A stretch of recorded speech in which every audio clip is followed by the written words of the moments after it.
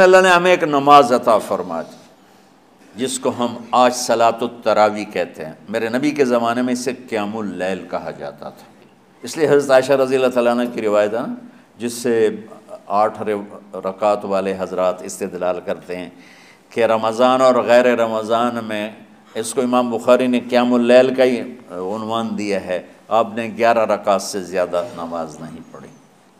ایک ضعیف روایت میں ہے کہ آپ نے 3 دن پڑھائی نماز، یہ تو صحیح روایت ہے۔ کتنی رکعت پڑھائی؟ تو ایک ضعیف روایت میں ہے کہ 20 رکعت پڑھائی۔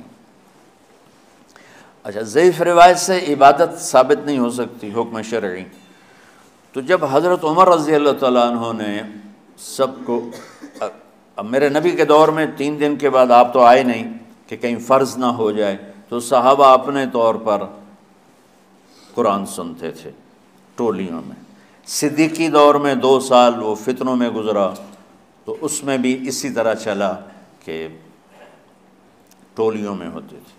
حضرت عمر رضی اللہ عنہ کے زمانے میں حکومت مضبوط ہو گئی، طاقتور ہو گئے، تو ابتدائی سالوں میں نہیں، چند سالوں کے بعد اب مسجد میں تشریف لائے تو لوگ اس طرح کوئی 4 ادھر 4 ادھر 5 ادھر 10 ادھر 20 ادھر، تو کہنے لگے ان کو ایک امام پہ جمع کر دیا جائے تو کتنا اچھا ہوگا۔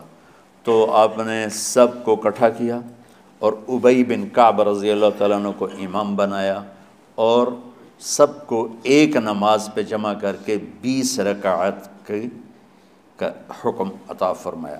تو حضرت عمر کا یہ عمل اس حدیث کو مضبوط کر دیتا ہے کہ چونکہ میرے نبی نے کہا علیکم بسنتی و سنت الخلفاء الراشدین من بعدی، کہ میری اور میرے خلفاء راشدین کی سنت پر مضبوطی سے عمل کرنا۔ تو حضرت عمر کا جو 20 رکعت طے کرنا ہے، اگر ان کا اپنا اجتہاد ہے تو بھی ہمارے لیے عمل کے لیے کافی ہے، اور اگر ان کو یہ یاد ہے کہ میرے نبی نے 20 پڑھی تھیں تو اور زیادہ اچھی بات ہے۔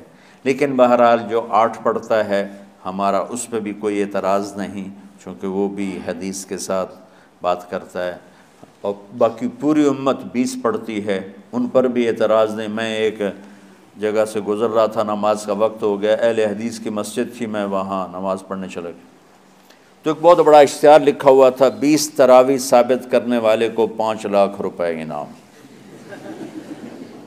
کہ 20 تراویح، سینکڑوں سال سے امت کا عمل 20 تراویح آ رہا ہے۔ تراویح کا نام جو پڑھا مجھے یوں لگتا ہے کہ اہل مکہ، یعنی اہل مکہ جو تھے نا، وہ 4 تراویح پڑھ کے ایک طواف کرتے تھے، تو وہ آرام کے لیے ہوتا، ترویحہ آرام، تھوڑی دیر کا آرام، تو 4 تراویح کے بعد ایک طواف کرتے تھے۔ وہ چھوٹا سا طواف 10 منٹ میں ختم ہو جاتا تھا، اور پھر 4 تراویح پڑھتے تھے، پھر طواف کرتے تھے، پھر 4 پڑھتے تھے، پھر طواف کرتے تھے۔ یہ صحابہ کے تھوڑے بعد کے دور کی بات۔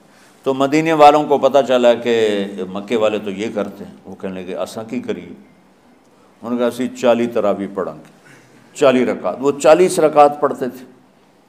تو نوافل میں کوئی سختی نہیں کہ بھائی 8 سے زیادہ نہیں پڑھنی، بدعت ہو جائے گی، اور 20 پڑھنا بدعت ہے، یہ سب جہالت کی بات ہے۔ یہ 8 پڑھ رہے ہیں یہ غلط ہے، یہ بھی حماقت کی بات ہے۔ جو صحیح حدیث سے دلیل پکڑ کے کوئی عمل کرتا ہو تو بھائیو اس سے بحث نہ کیا کرو، مناظرہ نہ کیا کرو، یہ بہت نادانی والی بات۔ اور امت کا خلق، لاکھوں کروڑوں انسانوں کا ایک عمل پہ جمع ہونا، یہ بذات خود اس کی طاقت کی ایک دلیل۔ اور حرمین جب سے میرے رب نے، حضرت عمر نے 20 رکعت شروع کی، آج تک وہاں بھی ساری مساجد میں 8 رکعت تراویح ہوتی ہے، لیکن حرمین کی مسجد میں 20 رکعت، ادھر بھی ادھر بھی۔ اور یہ جو وہ وہاں ختم قرآن پہ دعا نہیں مانگی جاتی، یہ کس کا عمل ہے؟ حضرت عثمان کا۔ حضرت عثمان نے اپنے دور خلافت میں تراویح پڑھانے والے سے کہا جب قرآن ختم کرو تو دعا کرنا۔ وہ کہنے لگے جی کیا دعا کروں؟ کہ جو تیرے دل میں آیا کرنا۔ تو ختم قرآن کی رات تراویح کی آخری رکعت میں من الجنت والناس کے بعد دعا کے لیے ہاتھ اٹھانا، یہ حضرت عثمان رضی اللہ تعالیٰ عنہ نے اس کو زندہ فرمایا۔ اور امام دعا کرتا تھا 1 منٹ 10 منٹ 20 منٹ جتنے بھی، اور پیچھے لوگ آمین کہتے تھے۔ وطر کی جماعت نہیں ہوتی تھی، وطر کو باجماعت حضرت علی رضی اللہ تعالیٰ عنہ نے شروع کی کہ وطر کو بھی باجماعت پڑھا جائے، تو یہ ان کی سنت ہے کہ وطر کو باجماعت پڑھا گیا۔ تو اب یہ لہٰذا یہ سارے سنت جو کام ان خلفۂ راشدین سے ہوا وہ بھی سنت ہے۔ تو اللہ نے ہمیں ایک عبادت دے دی کہ میرا قرآن پڑھو اور سنو۔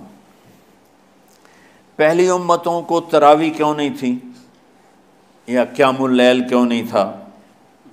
کہ ان کو اپنی کتاب یاد ہی نہیں ہوتی تھی، وہ اپنی کتاب کے حافظ نہیں ہوتے تھے، وہ اپنی کتاب یاد ہی نہیں کر سکتے تھے، صرف نبی کو یاد ہوتی تھی۔ اللہ نے ہمارے لیے کتنا آسان کر دیا کہ 7 سال کے یہ چھوٹے چھوٹے بچے قرآن یاد کر رہے ہیں، 70 سال کا بوڑھا قرآن یاد کر رہا ہے۔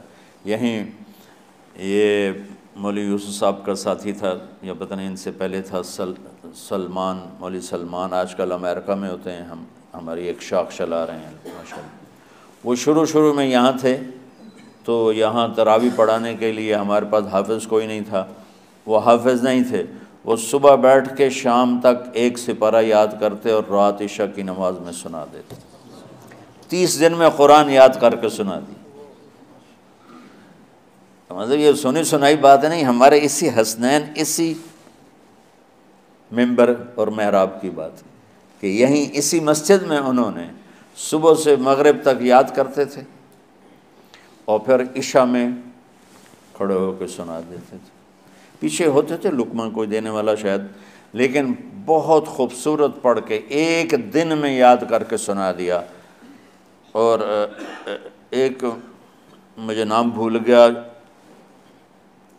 کہ 3 دن میں قرآن یاد کیا، 10 سپارے 1 دن میں یاد کیے، 10 دوسرے دن میں یاد کیے، 10 تیسرے دن میں یاد کیے۔ وَلَقَدْ يَسَّرْنَا الْقُرْآنَ لِلذِّكْرِ فَهَلْ مِن مُدَّكِرٍ۔ تو اللہ تعالیٰ نے اس کو نصیحت کے لیے بھی آسان کیا ہے اور یاد کرنے کے لیے بھی آسان کیا ہے۔ کوئی کتاب پہلے یاد نہیں ہوتی تھی کسی کو، ماشاءاللہ تم میں کتنے حفاظ بیٹھے ہیں اللہ کے فضل سے۔ تو اللہ نے ہمیں رات کی نماز عطا فرمائی، اور چونکہ یہ ایک مشقت ہے تو میرے نبی نے کہا یہ رات کی نماز کے ہر سجدے پر 1500 نیکی لکھی جاتی، 1500 نیکی لکھی جاتی۔ اور اللہ تعالیٰ ہر سجدے پر جنت میں ایک محل بناتا ہے جس کے 60,000 سونے چاندی کے دروازے ہوتے، اور ایک درخت اس کے لیے لگاتا ہے جس کے نیچے 100 سال گھوڑا دوڑ سکتا ہے۔